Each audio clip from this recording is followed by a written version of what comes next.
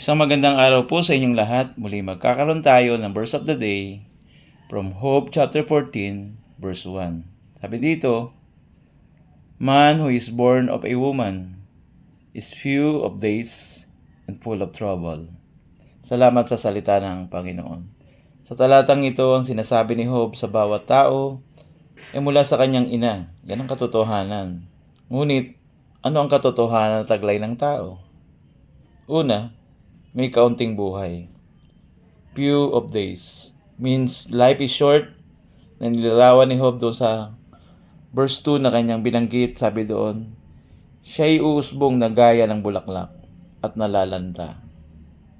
A flower and withers. Sabi doon, siya'y nawawalang gaya ng anino at hindi mamamalagi. No, like a shadows na siya ay makapagpapatuloy. Yun po yung una na katotohanan. May kaunting buhay. Pangalawa, may kaguluhan, trouble. Ngunit anong klaseng kaguluhan? Hindi lang basta kaguluhan, kundi full of trouble. Kaya na-mention niya doon sa verse 3 and verse 4. Sabi sa verse 3, "At iyo bang imumulat ang iyong mata sa isang gaya nito? At dinadala siya sa kahatulan na kasama mo?" Verse 4, "Sino makakuha ng malinis na bagay mula sa marumi?" Ito yung mga katanungan, may kaugnayan sa kaguluhan ng tao, na siyang inilarawan ni Job. Sa mga talatang binasa natin, ang buhay ay maikli, and also it is hard. At sa panahong iyon, may pagtatakda ang Diyos sa bawat isa. Kaya ang sabi niya doon sa verse 5, "Yamang ang kanyang mga araw ay tinakda na, at ang bilang ng kanyang mga buwan ay nasa iyo. At iyong itinalaga ang kanyang mga hangganan upang huwag siya makaraan." So dito makita natin dito yung katotohanan. His appointed limits.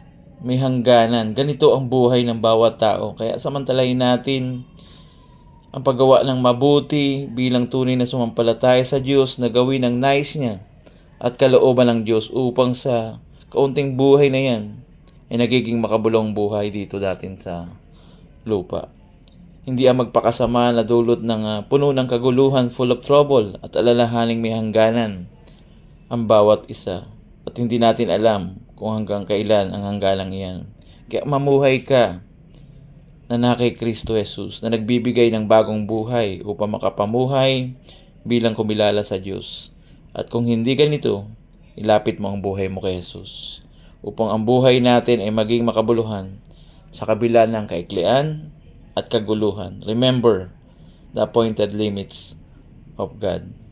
Nawa po meron tayong natutunan sa ating verse of the day from Job chapter 14, verse 1. Salamat sa salita ng Diyos.